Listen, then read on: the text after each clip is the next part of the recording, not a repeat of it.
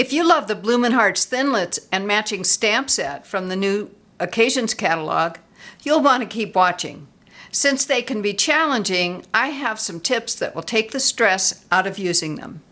Hi, this is Sage Kimball, and I'm the Mad Stamper, with another technique video for card makers and paper crafters. The Bloomin' Hearts die is the most intricate that Stampin' Up! Has ever offered, so it can be frustrating without a bit of guidance.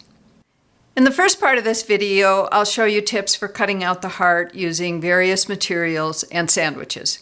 Then in part 2, we'll look at adhesives and how to cut out the flowers. First of all, I strongly recommend that you use it with the precision base plate, as it makes cutting with intricate Thinlits so much easier. Then, if you really want to simplify the process, get this Big Shot die brush also. You'll see how helpful this tool is in just a bit. The sandwich you'll use is the regular multi-purpose platform with tabs 1 and 2. Now, you could also use the magnetic platform if you want, because this is the same thickness as the multi-purpose platform along with the tabs. Be sure to put the base plate so that the dark metal side faces up. Then add your cardstock and the Thinlit and a relatively flat cutting pad. Now this is ready for the Big Shot. One of the things that's different about this die is you'll need to run it through the Big Shot more than once. There's a lot of pressure when it goes through the roller, which tends to warp your cutting pads pretty quickly, and it will take a bit of muscle to get the die and the rest of the sandwich through the Big Shot. So I really have to press hard on the handle.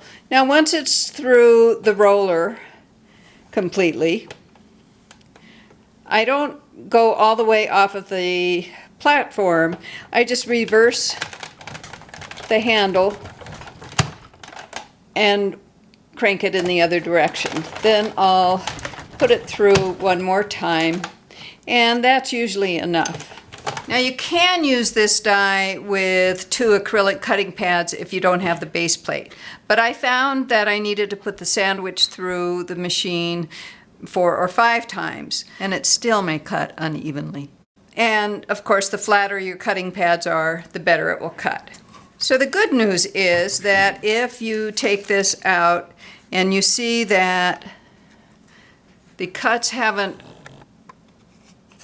gone through the cardstock all the way, you can actually put this back in the die, and you'll find that the cutout will slip into place in the die.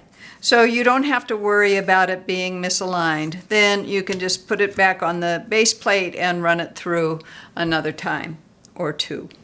Here's where the die brush comes in handy. I'm going to put the cardstock and die on this little foam pad that comes with it. And then this is very stiff bristles on this brush. And you just roll it across the die over all those little holes. And the stiff bristles will loosen up all those little pieces, and they'll end up on your foam pad. I did try this Thinlit with my old strategy of wax paper both on top of and underneath the cardstock, and then run it through the Big Shot. But it ended up being a lot more work for me. Little pieces of wax paper get stuck to the base plate, so I have to scrape those off, which isn't that big a deal. But what's a bigger deal is that a lot of cardstock and wax paper ended up stuck in the die, and so I ended up having to poke through these little holes one at a time to get the pieces out. And that's what makes me such a big fan of the Big Shot die brush. You can use the same sandwich with designer series paper and with vellum. They both cut very nicely against the precision base plate.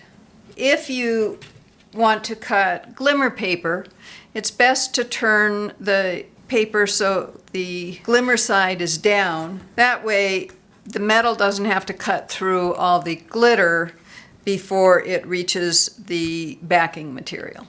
Use the link provided to watch part 2 of the Bloomin' Hearts video, where you'll learn about adhering the cutout to your project and how to stamp and cut out the flowers. Thanks for watching. Please like this video, leave a comment, and share it with your friends. For more inspiration and instructions, be sure to sign up for my newsletter at www.stampingmadly.com. And don't miss another great video. Subscribe to the Mad Stamper YouTube channel by clicking on the subscribe button now.